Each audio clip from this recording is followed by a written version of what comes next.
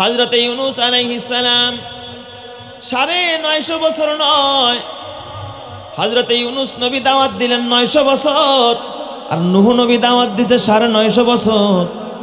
হযরতে ইউনূস নবী ৯৫০ বছর নয়, বরং ৯০০ বছর দাওয়াত দিছে। কয়শো বছর?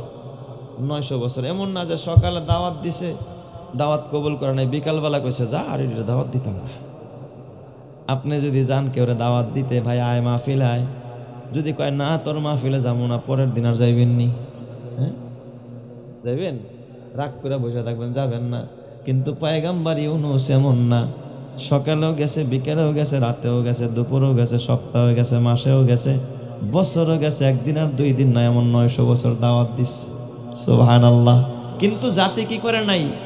কালিমা পড়ে নাই, ইউনূস নবীর প্রতি ঈমান আনে নাই। পয়গম্বর ইউনূস আলাইহিস সালাম বেজার হয়ে গেলেন, চিন্তায় পড়ে গেলেন। আল্লাহ, একদিন নয়, 2 দিন নয়, দীর্ঘ 9টি বছর পর্যন্ত, ৯০০ বছর পর্যন্ত দাওয়াত দিলাম, কিন্তু কালিমা পড়ে। আল্লাহ গো, এখন আমি কি করব? আল্লাহ তাআলা জানায় দিলেন, পয়গম্বর আপনি আপনার জাতিরে এখন আর সহজভাবে দাওয়াত দিলে হবে না, ভয় দেখাইতে হবে। এদেরকে বলে দেন আযাব আসবে, আযাব। কি আসবে? আযাব। কালিমা পড়ো, নাই তো কি আসবে? আযাব আসবে, আযাব। এই কথা বলছে ইউনূস পয়গম্বরকে, এই তোমরা যদি কালিমা না পড়ো 3 দিনের মধ্যে আযাব আসবে। সময় বাইন্দা দিছে ইউনূস নবী। আল্লাহ কিন্তু সময় বাইন্দা, আল্লাহ কইছে আযাব আসবে এটা বলো, কিন্তু ইউনূস নবী গিয়া বলছে কয়দিনে আযাব আসবে? 3 দিনের মধ্যে আযাব আসবে। চোরায় শুনে না ধর্মের কাহিনী, যারা কালিমা পড়ে না এরা কি নবীর কথা বিশ্বাস করে? পারলে আযাব আইনা দেখাও। এত কও তুমি, পারলে আইনা দেখাও। এই রকমের কিছু খারাপ মানুষ সমাজে আছে না নাই? হযরত ইউনূস আলাইহিস সালাম 3 দিন অপেক্ষা করলেন ওয়াদা দিয়া, দেখে আযাব আসে না। কি আসে না? আযাব আসে না। ইউনূস নবী বিপাকে পড়ে গেলেন। আবার মনে মনে ভয় পাইতেছে, আল্লাহ গো, না জানি যে কোনো সময় আযাব আসতে পারে। আর কোন কওমের কাছে যখন আযাব আসে, খারাপ মানুষগুলো যেমন বিপদে পড়ে যায়, ভালো মানুষগুলো তেমন পড়ে কি পড়ে না? এই যে করোনার সময় আপনারা দেখছেন, করোনা শুধুমাত্র বেঈমানদেরকে ধরে নাই, ইমানদারদেরকেও ধরছে কি ধরে নাই? কিছু মুমিনরাও ক্ষতিগ্রস্ত হয়েছে কিনা? তুফান আসলে শুধুমাত্র অমুসলিম হিন্দুদের ঘরগুলো ফালায় না, মুসলমানদেরটাও ফালায়। কথা কয় না? এলাকায় যখন মহামারী আসে, ডেঙ্গু জ্বর আসে, যখন সিডর আর আইলা আসে, শুধুমাত্র মুমিনদেরকে এ বাবা বেঈমানদেরকে কষ্ট দেয় তা না, ইমানদারদেরকেও কষ্ট দেয়, ঠিক কিনা? ইউনূস নবী চিন্তা করলেন, যদি আযাব আইসেই যায় তাহলে আযাব তো আমারও ছাড়বো না, আযাবের সম্মুখীন তো আমিও হয়ে যাব, তাইলে তো আর এই এলাকায় থাকা যায় না, এখান থেকে আমার ভাগতে হবে। কোন পয়গম্বর আল্লাহর অর্ডার ছাড়া কোন এলাকা ছাড়তে পারে না, কারণ পয়গম্বররা মন গড়া চলতে পারে না। আগেই বলেছিলাম পয়গম্বররা ওহী দ্বারা পরিচালিত, আর ওহীর মালিক যিনি চিল্লায়া বলেন তিনি কে? আমাদের নবীও যে হিজরত করছে মক্কা সেটা মদিনায় গেছে, আল্লাহর অর্ডার পায়া গেছে না না পায়া? অর্ডার পাওয়ার আগে নবীজি কিন্তু মক্কা ছেড়ে মদিনায় যায় নাই। হযরত ইউনূস ইবনে মাত্তা চিন্তায় পড়ে গেলেন, আল্লাহ, যদি আযাব আইসা যায়, পালানের জায়গা নাই। এই নিনুয়ায় যদি আযাব আইসা যায়, এই ছোট্ট এলাকা আল্লাহ কোথায় যাব, কার ঘরে যাব? পালানের জায়গা নাই। তাহলে একটা কাজ করি, নদীটা পার হয়ে ওপার যাই। নদীটা পার হয়ে ওপার যাই, হয়তো বা ওপারে আযাব আসবে না। ঠিক না ব্যাটিক যদি কন? এই চিন্তা কইরা তিনি বের হয়ে গেলেন, রওনা করলেন। কিন্তু ভিতরে ভিতরে উম্মতের প্রতি কি আছে? গোসা, রাগ আছে, রাগ। কেন এত বছর দাওয়াত দিলাম, দাওয়াত গ্রহণ করলি না, তাই থাইকা লাভ নাই। কেন থাকবো? আযাব তবুক ধরুক, আমি এখান থেকে যাই। কিন্তু আল্লাহর হুকুমের অপেক্ষা করে নাই। আল্লাহ যে বলবে ইউনূস এবার তুমি এখান থেকে বের হয়ে যাও, এই অপেক্ষাটুকু ইউনূস পয়গম্বর করে নাই। এতটুকুই ছিল তার জীবনে একটু তাসামু বা ভুল, শুধু আল্লাহর অর্ডারের অপেক্ষাটা করে নাই, বাস এর আগেই কি করছে? রওনা করে দিস। আল্লাহ তাআলা সূরাতুল আম্বিয়া 87 নং আয়াতে আল্লাহ বলেন ওয়াজান্নুনি ইজ যাহাবা মুগাদিবান ফাযান্না আল্লান নাকদিরা আলাইহি ফানাদা ফিজ যুলুমাত আল্লা ইলাহা ইল্লা আনতা সুবহানাকা ইন্নী কুনতু মিনাজ জালিমিন। ইউনূস পয়গম্বর ওয়াজান্নুন, আল্লাহ তাআলা কয় স্মরণ করুন নুনওয়ালার কথা, মাছওয়ালার কথা। জান্নুন মানে মাছওয়ালা, যে মাছ বেচে তারা আমরা কি কই? মাছওয়ালা কই, তাই না? যে দেখবেন যেই ব্যবসা করে ওই ব্যবসার দিকে নিসবাত করে তাকে ডাকা হয়। ইউনূস নবীর উপাধি হলো মাছওয়ালা। জান্নুন মানে মাছওয়ালা। কোরআনের অন্য আয়াতে আছে সাহিবুল হুত, হুত মানে মাছ, সাহেব মানে ওয়ালা, তার মানে মাছওয়ালা। অন্য এক আয়াতের মধ্যে আল্লাহ তাআলা বলেন ওয়া ইন্না ইউনুস লামিনাল মুরসালিন, ইউনূস আমার নবীদের অন্তর্ভুক্ত, রসুলদের অন্তর্ভুক্ত। আমি আল্লাহ আমার ইউনূসকে আমি নবী বানাইছি, রসুল বানাইছি। চিৎকার মেরে কন্যা আল্লাহু আকবার। ইউনূস নবীরে রসুল বানাইছেন যিনি, তিনি কে? আল্লাহ। তো উনি রাগ কইরা এই মাছওয়ালা নবী রওনা করে দিস। এখন তো ভিতরে ভয়, না জানি আযাব আইসা যায়। ইউনূস নবীর নদীর পারে গেছে, নদীর পার। আপনারা তো এই শিমুলিয়া ঘাটের কাছের মানুষ, তাই না? একটা সময় আমরা বহু যখন এই ঘাট দিয়া পার হইতাম ঈদের সময়, লঞ্চে জায়গা নাই, এই ঠেল্লা আবার ঈদের সময় ওপার খালি যাইতে পারলে হয়। হ্যাঁ, সি বোর্ডে যে সিরিয়াল ছিল ওরে মা গোমা, আল্লাহ খালি বাঁচাইছে, ঠিক না ব্যাটিক জোরে কর। কি যে একটা ভিড় লাগতো ওই সময়, আর বাসের যে অবস্থা, মানুষ ঝুলে ঝুলে আসতো, খালি কোনো রকম পাও ফালাকা। বাসের ছাদে উঠলে, হ্যাঁ জান ওঠেন ছাদে, পা ফালাইতে বা দাঁড়ায় ঠাড়ায় কি কোনো রকম পা ফালাইতে হয়। লোকাল গাড়ি চলছে এবার যাত্রা বাড়ি, ঠিক না ব্যাটিক জোরে কর। হযরত ইউনূস পয়গম্বর যাবে, নদীর ওপার যাবে, আযাব আইসা যায় কিনা। এখন কি নৌকা খালি আছে না ভরা আছে দেখার সময় আছে? নদীর পারে যায় দেখা জাহাজ একটা ভইরা গেছে, যাত্রী ভরা, জায়গা নাই, ওঠার মতো জায়গা নাই, পা ফালানোর মতো জায়গা নাই। আল্লাহ তাআলার কোরআন বলে ওয়া ইন্না ইউনুস লামিনাল মুরসালিন ইজ আবাকা, আল্লাহ তাআলা বলেন ইজ আবাকা ইলাল ফুলকিল মাশহুন। স্মরণ করো ওই সময়ের কথা যখন ইউনূস পয়গম্বর একটা ভরা নৌকার মধ্যে উঠলেন। নৌকাটা কি খালি না ভরা? ভরা নৌকা। কয় এই ভাই আর উঠতেন না, আর উঠতেন না, নৌকা ডুবে যাবো, এত মানুষ নিয়ে পার হওয়া যাবে না। তারপরও ঠেল্লা ঠেল্লা উঠে আসে না নাই? ইউনূস পয়গম্বর যখন নৌকার সামনে দাঁড়াইছে, যাত্রীরাই ফাঁক করে দিছে, কারণ এত সুন্দর চেহারার মানুষ, এই মানুষটারা রেখা যাওয়া যায় না, সবাই জায়গা করে দিচ্ছে। চিৎকার মেরে কন্যা আল্লাহু আকবার। আরো জোরে বলেন আল্লাহু আকবার। উঠছে নৌকায়, নৌকায় ওঠার পরে নৌকাটা কেবল সাইরা নদীর মাঝখানে গেছে, পদ্মার মাঝে। নৌকাটা যখন মাঝখানে যায়, ইজ আবাকা ইলাল ফুলকিল মাশহুন, আল্লাহ তাআলা বলে ফাসাহামা ফাকানা মিনাল মুদহাদিন। নৌকাটা মাঝখানে যাওয়ার পর ঘূর্ণিঝড় উঠছে, ঝড় উঠে গেছে, জল উচ্ছ্বাস নদীর ভিতরে চতুর্দিক দিয়ে ঢেউ উঠতেছে। নৌকার উপরে যেন পানি পড়বে, উপচে পড়তেছে পানি, চতুর্দিক দিয়ে ঢেউ আরম্ভ হয়ে গেছে। কোথাও ঝড় নাই, বৃষ্টি নাই, তুফান নাই, নৌকার চতুর্দিক দিয়ে ঝড় উঠে গেছে। আর ওই যুগের মানুষের ভিতরে একটা প্রথা ছিল, কোনো গোলাম যদি মালিকের অনুমতি ছাড়া ভেগে যায়, পালায়ন করে যায়, তখনই রাস্তার মধ্যে বিপদ হয়। এটা ওরা জানতো। ওরা চিন্তায় পড়ে গেল, নিশ্চয়ই আমাদের জাহাজের মধ্যে কোনো ভাগুরা গোলাম আছে। কি গোলাম আছে? ভাগুরা গোলাম আছে, যেই গোলাম মালিকের অনুমতি নিয়ে আসে নাই। আল্লাহ তাআলার কোরআন বলে ফাসাহামা ফাকানা মিনাল মুদহাদিন। নৌকার মাঝি ডাক দিয়া কয় কি করা যায়? বাঁচার রাস্তা একটাই, যে কোনো একজন গোলামরে তোমরা ধইরা পানিতে ফালায়া দাও, নয়তো নৌকা ডুবে যাবে, জাহাজ ডুবে যাবে, পার হওয়ার আশা করা যায় না। কয় কারে ফালাইবা? ভাগুরা গোলামকে, কেউ তো স্বীকার করবে না। তাহলে একটা কাজ করো, লটারি দাও, লটারি দাও, লটারিতে যার নাম উঠবে সেই শুধুমাত্র নদীতে নেমে যাবে, বাকিরা নৌকায় থাকবে। চিৎকার মেরে কন্যা আল্লাহু আকবার। ফাসাহামা ফাকানা মিনাল মুদহাদিন, কোরআনের আয়াত। তারা লটারি দিল, লটারি। ইউনূস নবী মনে মনে ভাবে, আল্লাহ আল্লাহ গো, এই নৌকার ভিতরে আমি ইউনুস ছাড়া তো ভাগুরা গোলাম আর কেউ নাই, কারণ আমি তো আল্লাহর অর্ডারের অপেক্ষা করিনি। আমার মালিক তো একজন আছে। বলেন তো পয়গাম্বরের মালিক কে? আমার আপনার মালিক কে? আরো জোরে বলতে হবে, আপনার আমার মালিক যিনি, তিনি কে? আল্লাহ। ইউনুস নবীকে আমি তো আমার আল্লাহরে বলে আসিনি। আল্লাহ তো আমারে কইছে নি নোয়ায় দাওয়াত দিতে, আমি কেন নৌকা পাড়ায় ওপার যাম? আমারে পাঠাইছে মুন্সিগঞ্জ, আমি কেন শরীয়তপুরে যাম? আমি কেন ওপারে যাম? তাহলে আমি তো ভাগুরা গোলাম। পয়গম্বর ইউনুস মাথাটা নত করে কাঁদতেছে। লটারি দিয়ে দিছে, লটারি। এই তোমার নাম কি, তোমার নাম কি? সব নাম লেখছে, শত শত মানুষের নাম লেখছে। এবার জাকা দিয়া লটারি ছাড়ছে।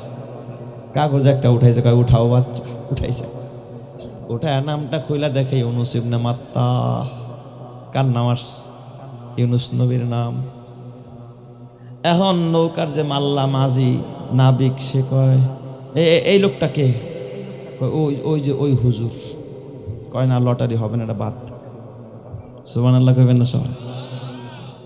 এই লটারি চলবে না, এই লটারি ভুল হয়েছে, ভুল লটারি। এটা ভুলে না মরছে এই মানুষ কোনোদিন ভাগুরা গোলাম হতে পারে না। এত সুন্দর চেহারার মানুষ, এত মায়াবী চেহারার মানুষ, যার চেহারা দেখলে চক্ষু শীতল হয়ে যায়, কলিজা ঠান্ডা হয়ে যায়। এ মুসলমান, দুনিয়াতে ভালো মানুষের চেহারা দেখলেও চেনা যায়, খারাপ মানুষের চেহারা দেখলেও চেনা যায়, চোরের চেহারা দেখলেও চেনা যায়, বাটপার সিটারের চেহারা দেখলেও চেনা যায়, পয়গাম্বরের চেহারা দেখলেও বোঝা যায়, আল্লাহওয়ালাদের চেহারা দেখলেও বোঝা যায়। আল্লাহওয়ালাদের চেহারার মধ্যে আল্লাহ তারা নূর চমকাইতে থাকে। চিৎকার মেরে করেন আল্লাহু আকবার। আরো জোরে বলেন আল্লাহু আকবার। কয় না রে, এই চেহারার মানুষ কোনোদিন ভাগুরা গোলাম হতে পারে না। লটারিটা বাদ দাও, এই সব খেলা বন্ধ, আবার ছাড়ো। আবার নাম লাগছে, আবার লটারি দিয়ে দিছে। দ্বিতীয়বার লটারি দেয়, আবার একটা টান দিয়ে উঠাইছে। দেখে এইবারও খুইলা দেখে ওই কাগজের মধ্যে নাম উঠছে ইউনুস ইবনে মাত্তা, মাত্তার ছেলে হযরতে ইউনুস। পয়গাম্বর ইউনুস বুঝা পালাইছে, আমি তো বড় অপরাধী। আল্লাহ গো, আমি ছাড়াই নৌকায় ভাগুরা গোলাম আর দ্বিতীয় কেউ নাই। পয়গাম্বর ইউনুস নিজের ভিতরে অনুশোচনা করতে লাগলেন। আল্লাহ, আমি তো তোমার পারমিশনের অপেক্ষা করি নাই। এই পুরা নৌকার ভিতরে আমার মতো অপরাধী আর কেউ নাই। কিন্তু লোকেরা কয় না না, এই লোকরে পানিতে ফালানো যাবে না। এরা যদি পানিতে ফালাস আমরা সবাই ধ্বংস হয়ে যাব। কারণ এর মতো ভালো মানুষ, এত সুন্দর চেহারার মানুষ কোনোদিন অন্যায় অপরাধ করতে পারে না। চিৎকার মেরে কন্যা আল্লাহু আকবার। আরো জোরে বলেন না আল্লাহু আকবার। পৃথিবী না জানুক, আমি তো জানি হায়, আমি কি পাপ করেছি হায়। ঠিক না ব্যাঠিক জোরে কন? দুনিয়ার কেউ জানে না, কিন্তু আমার পাপের খবর তো আমি জানি। ঠিক না ব্যাঠিক জোরে কন?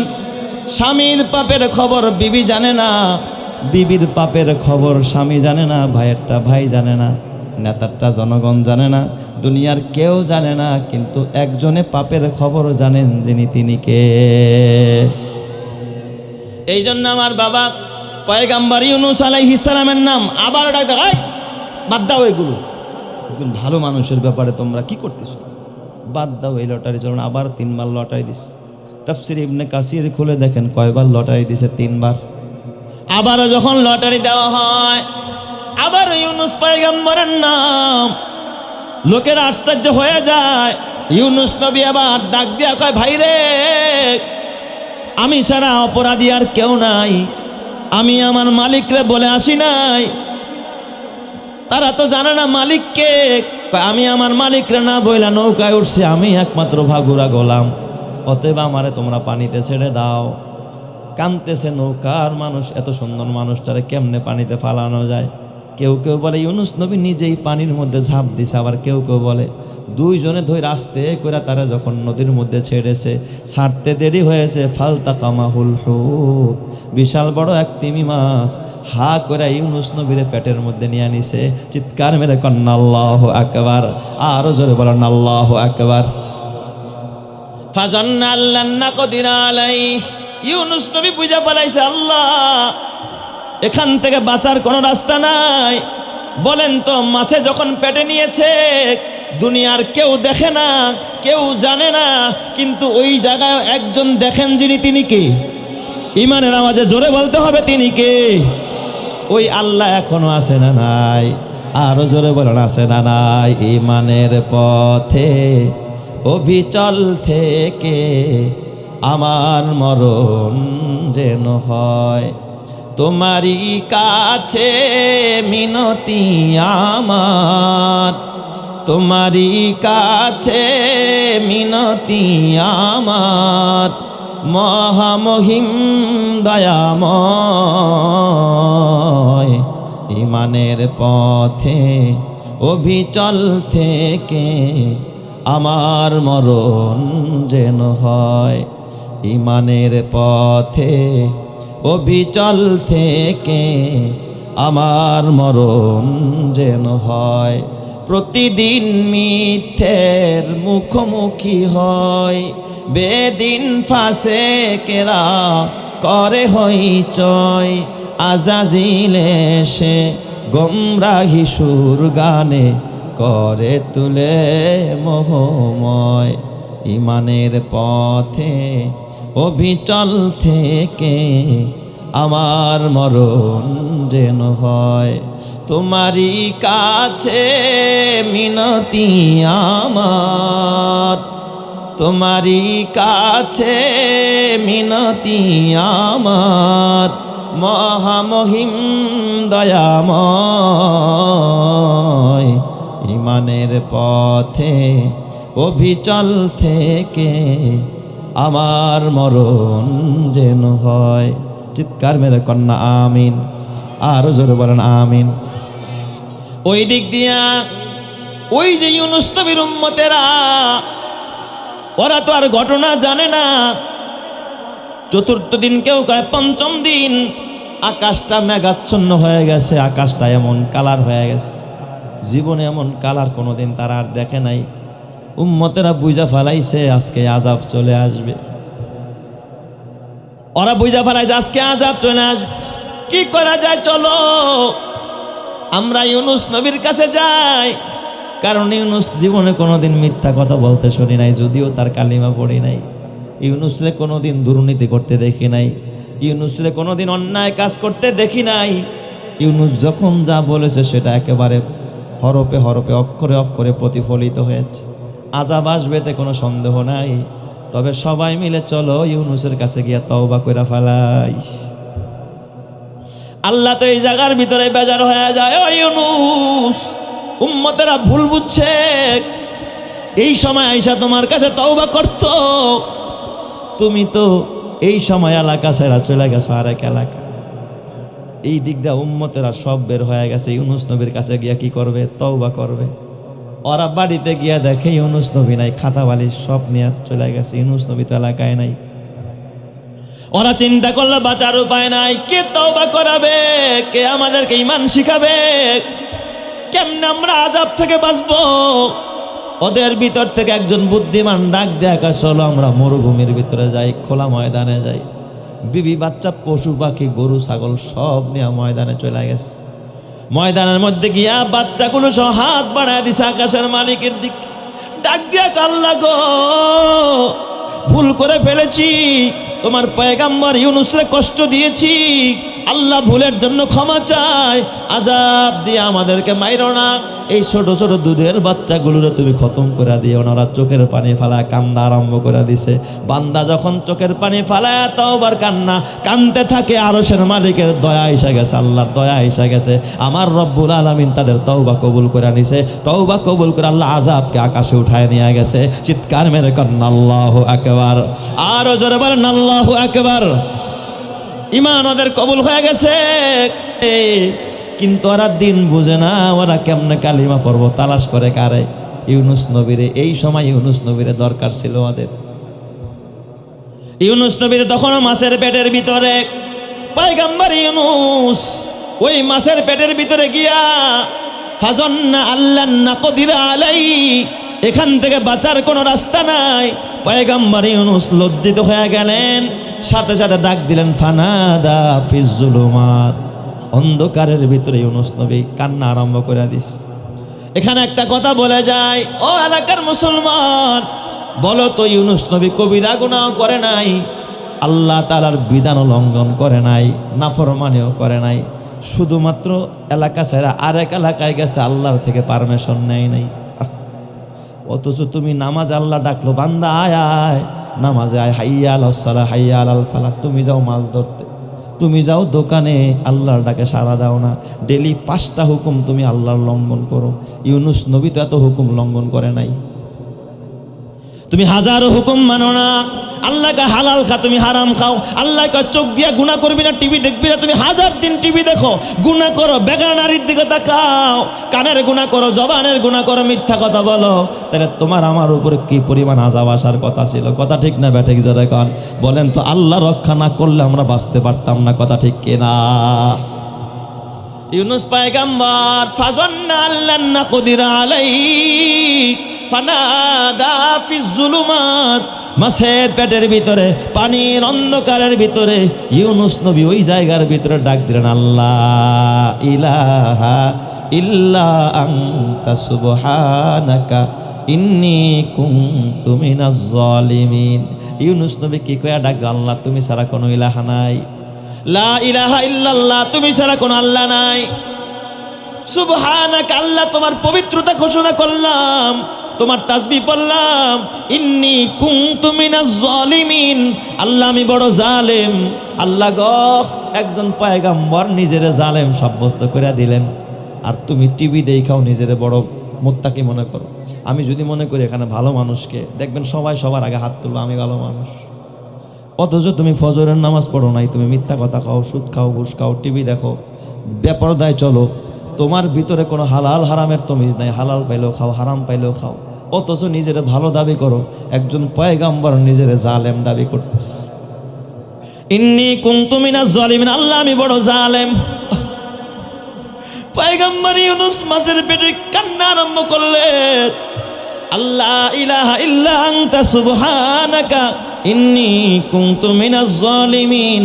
ও আমার পর্দারের মা, ও এলাকার বোনেরা, মাগো জীবনে কত গুনাহ করলাম, গোপনে গোপনে আল্লাহরে একটু ডাক দিয়া কই, লা ইলাহা ইল্লা আনতা সুবহানাকা ইন্নী কুনতু মিনাজ জালিমিন। আল্লাহ আমি জুলুম করছি, আমারে মাফ করে দাও। এইভাবে যদি তওবা করতে পারো, আমার আল্লাহ খুশি হইয়া ডাক দিয়া কয়, ফাস্তাজাবনা লাহু ওয়া নাজ্জাইনাহু মিনাল গাম্মি ওয়া কাযালিকা নুনজিল মুমিনিন। আমি আমার ইউনুসের ডাকে সাড়া দিলাম, মাছের পেট থেকে আমি আল্লাহ তারে বাঁচায়া দিলাম। আর কিয়ামত পর্যন্ত আমার বান্দা বান্দিরা যখন বিপদে পড়ে যাবে, এইভাবে যখন আমার কাছে নিজের অন্যায়ের কথা স্বীকার করবে, নিজের জুলুমের কথা স্বীকার করবে, আমি আল্লাহ তাকে ওয়াদা দিলাম ক্ষমা করে জান্নাতের পথ দেখায়া দিব। চিৎকার মেরে কন্না আল্লাহু আকবার, আরো জোরে কন্না আল্লাহু আকবার। আল্লাহ তাআলা মাছরে ওয়ার্ডার কে ডাক দেখা, মাছরে দেরি করিস না, আমার পয়গম্বর ইউনুসরে নিয়া ওই যে নদীর পার, ওখানে ইউনুস আলাইহিস সালামকে রেখে দে। মাছ তার মুখ থেকে নিয়ে ইউনুস নবীর ওখানে মাছের পেট থেকে বের করে দিস। আল্লাহ ওই জায়গার মধ্যে লাউ গাছ লাগাই দিস। লাউ হয়েছে, লাউ খাইতেছে, আর লাউ গাছের ছায়া দান করছে। নরম থাকে লাউ গাছের ছায়া, অন্য ছায়া এতটা আরামদায়ক হয় না যতটা লাউ গাছের ছায়ার আরামদায়ক হয়। আল্লাহ তাআলা ওই অবস্থায় সুস্থ করে ইউনুস নবীরে ডাক দেখো, ও পয়গম্বর আর নদীর পারে থাকলে হবে না, এবার নিনুয়ায় যাও। 1,00,000 মানুষ তোমার হাতে কালিমা পড়ার জন্য অপেক্ষায় আছে। সুবহানাল্লাহ। আল্লাহর পয়গম্বর ইউনুস আলাইহিস সালাম আবার নিনুয়ায় রওনা, যায়া দেখে উম্মতেরা নদীর পারে দাঁড়ায় রয়েছে, ইউনুস আসতেছে। যাইতে দেরি হয়, ইউনুস নবীর হাতে হাত দিয়া 1,20,000 মানুষ ওই জায়গার ভিতরে কালিমা পড়া মুসলমান হয়ে গেছে। চিৎকার মেরে কন্না আল্লাহু আকবার। এ আমার বাবা, এই ঘটনা থেকে তোমার আমার শিক্ষা, রাগ করে কিছু করা যাবে না। ইউনুস নবীর রাগের কারণেই তো এই ফল, ঠিক না ব্যাঠিক জোরে কন? রাগ করা যাবে না। 2 নম্বরের কাজ হলো তওবা করা। ইউনুস নবী মাছের পেটে গিয়া তওবা করছে কার কাছে? আল্লাহর কাছে। তুমি নামাজ পড়ো নাই, আজকে তওবা করো। দাড়ি রাখো নাই, আজকে রাইখা দাও, তওবা করো। তুমি পর্দা করো নাই, আজকে শুরু করো।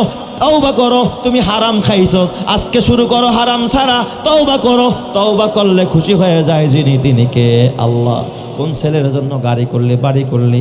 এ বাবা, ব্যবসা করলি, হারাম ব্যবসা না, না বাবারে, তোর কবরে তোর ছেলে যাবে না, তোর কবরে মেয়ে যাবে না, তোর কবরের আযাব তোর ছেলে বাঁচাইতে পারবে না, মেয়ে বাঁচাইতে পারবে না। যেই গাড়ি বললি আমার, নারী বললি আমার, ব্যবসা বললি আমার, বল তোর কবরে কিচ্ছু যাবে না। কবরে কি কেউ জমি জমা নিয়ে গেছে নাকি? কথা বলেন, গেছে নাকি? কেউ কবরে যাবে না। ছেলে বলবেন আল্লাহ, আমার বাবা পদ্মা নদীতে জেলে মানুষ মাছ ধরে ধরে আমার খাওয়া খাওয়া বড় করছে। আল্লাহ, আমার বাবা নামাজ পড়তে পারে নাই, মাছ ধরতে গিয়া, গাড়ি চালাইতে গিয়া, আমার বাবার গুনার বোঝাটা আমার মাথায় দিয়া দাও।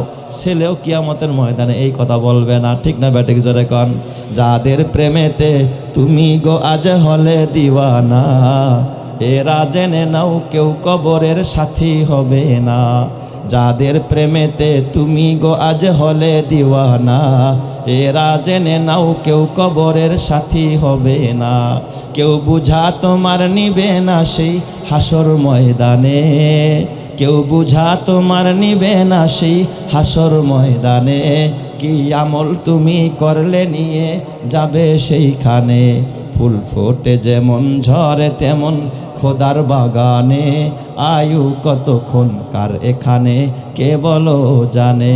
তাই থাকতে সময় নাও বুঝে ভাই জীবনের মানে, সব আছে লেখা দেখে না ওই আয়াত কোরআনে।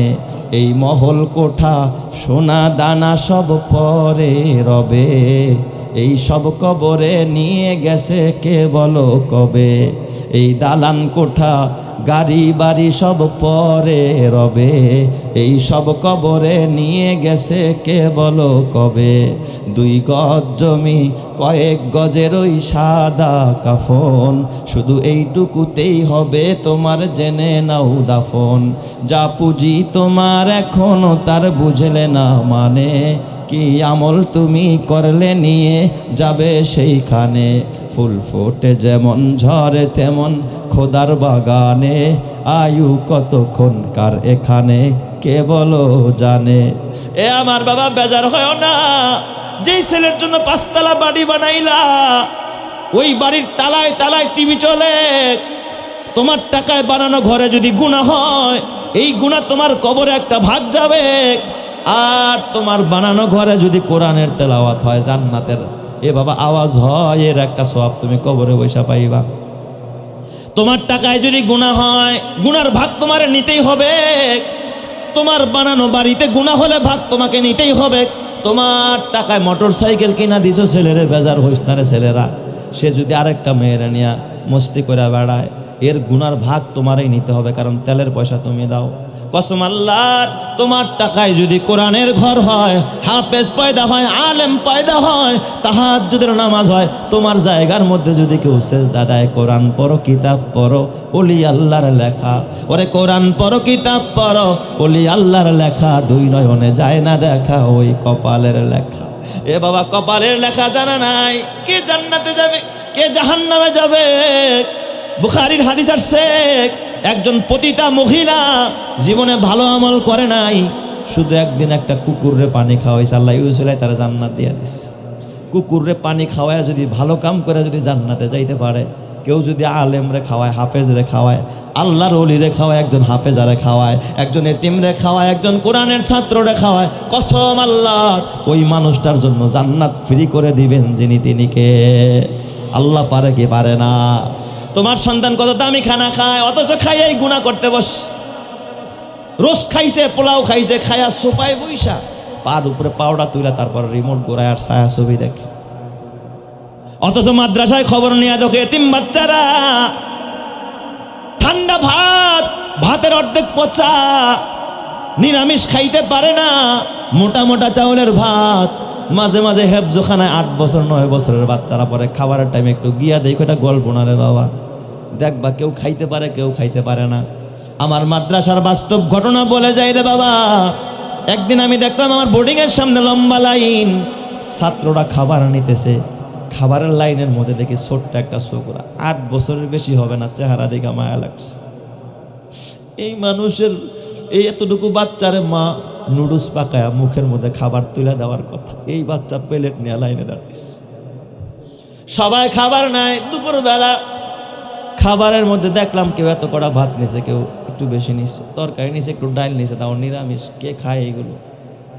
আর এমন লাউ কিনছে তো কিনছে একেবারে বুড়া লাউ, তাকায় রয়েছে, বিচিগুলো মনে হয় যেন তাকায় রয়েছে, এমন খাওয়ার উপযোগী না।